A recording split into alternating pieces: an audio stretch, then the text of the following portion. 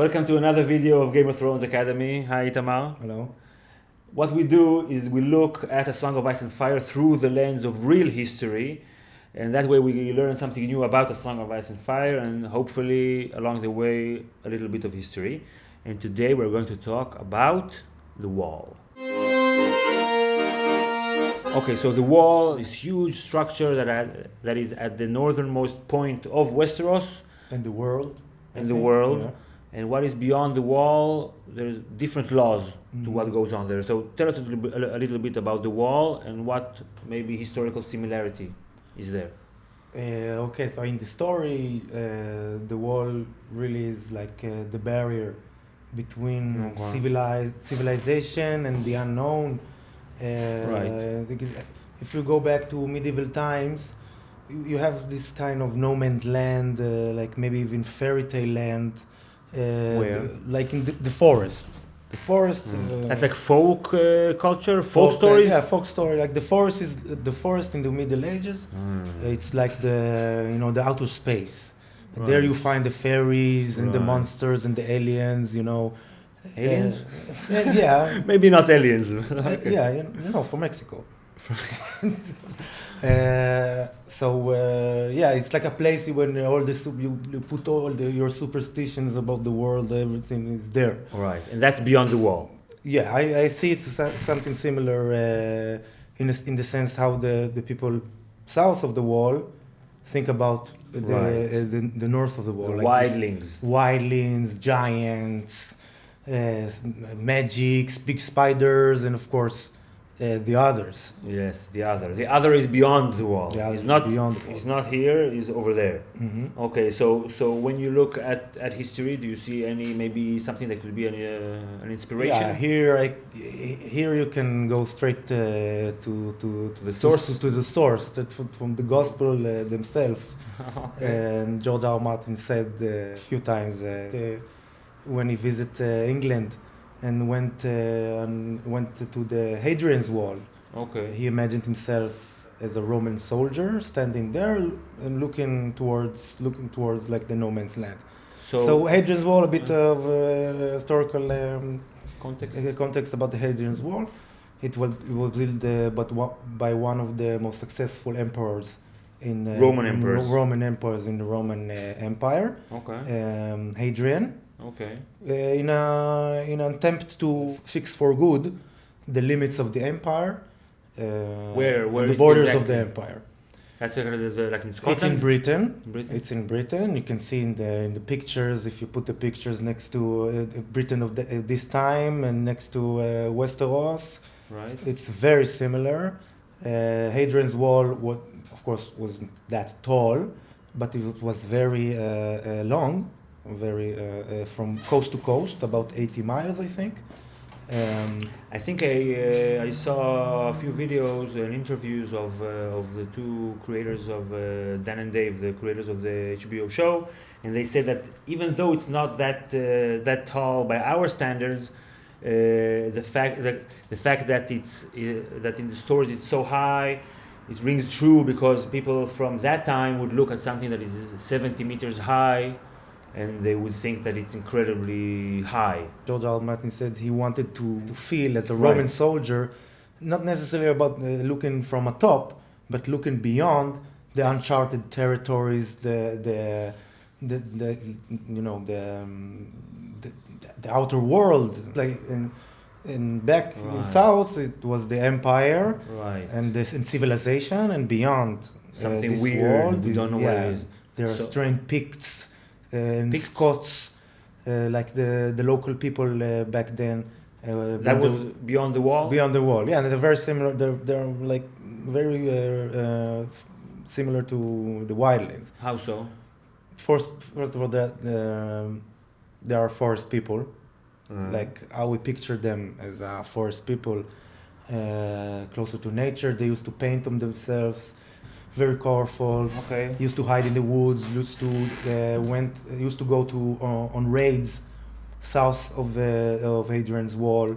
That's like the age of the empire.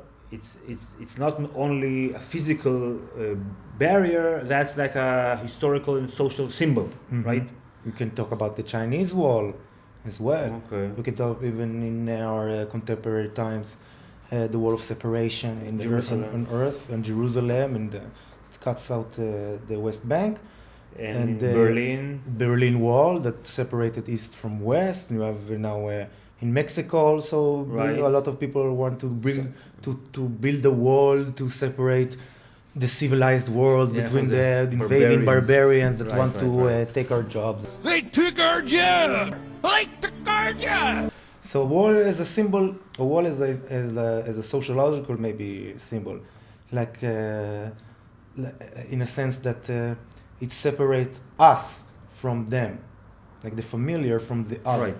Like he chose to name the ultimate enemy the others. Right. So they're like the ultimate other. The ultimate other. The ultimate different, evil, maligning, conspiring, want to kill you. 100% evil. 100% evil. Yeah, it seems for the people, but we guess that it's going to be a little bit more complex. But right now we don't know anything about it. Okay, so all this wall talk is to set up our bold prediction, Itamar's bold prediction. So what do you see for the wall through the lens of history? This prediction is less maybe based primarily on history, more maybe on literature as a whole. I don't know that, but a wall that appears in the first act. I think have to fall down in the lake. Think? I crash. Crash. Yeah, the wall will fall. The wall will fall. I don't makes think. Sense. I don't think you put a wall in the first act and then just leave it there. Then leave it there, and you put a lot of clues inside that it can like fall. the horn of Joramon, and everybody want to cross the wall. Right. So it will fall. I'm almost sure about it. And do you see an historical equivalent to something like that, or? If we look at the wall as a cultural symbol, as in a sense that it separates the civilized world from the evil barbarians that want to conquer us and kill us and eat our babies and stuff. They took our job! Damn it, they took our job! So they do eat the babies. I think one of the consequences of the wall falling is a change in the demographics in Westeros, and also about the others. We don't know much about them, so when we are supposed to hate them, right? And they're 100% evil. And they are the others, and we are very ignorant about the others, so we hate them. We hate the others because we don't know them. So we put all the evil stuff that man can do, they do it. But then when we're gonna learn, because we know George R. R. Martin. We know his work. Yeah, and he said repeatedly that he despises fantasy, like modern fantasy. He called Tolkien imitators that have a Lord Sauron, and then this is good. And ultimate evil is rising, and we need the good king and a hero to. So it's not possible that he's gonna leave the others as the ultimate, as the bad guy. Yeah, we know this world. There's no evil in this world. Right. There is no good in this world. There are no evil people. There are sociopaths. Yeah, that's true. But they're and not only evil. The others are. We're so supposed only to believe. The others and the dragons are good. So we root for the dragons and we hate the others. But why? Why? Yeah, I mean the others. If we know more about them, maybe they have their own agenda, and maybe they have their own. Rationalization to stuff, their prophecy to their maybe they have even a legitimized cause, like a legitimate cause, like a good cause to fight humans.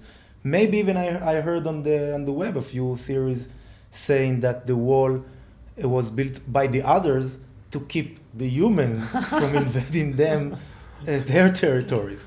And this makes much more sense that there is some evil monstrosity race, the monstrous race roaming there. Because we know that humans, like the first men, they killed all these children of the forest was like basically they were savages because the children of the forest, they harmed no one, just lived there. And then you had the Andals come in, and now we see Westeros.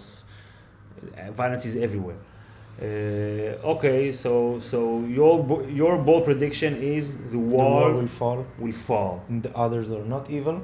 and the demographics of Westeros will change subsequently. If a wall, which was Meant to separate, the main purpose of the wall is to keep people from coming to your territory, and it falls. Yeah, the demographics will change. We know in the fifth book, we know we have something like 100,000 wildlings or something like that waiting to cross the border.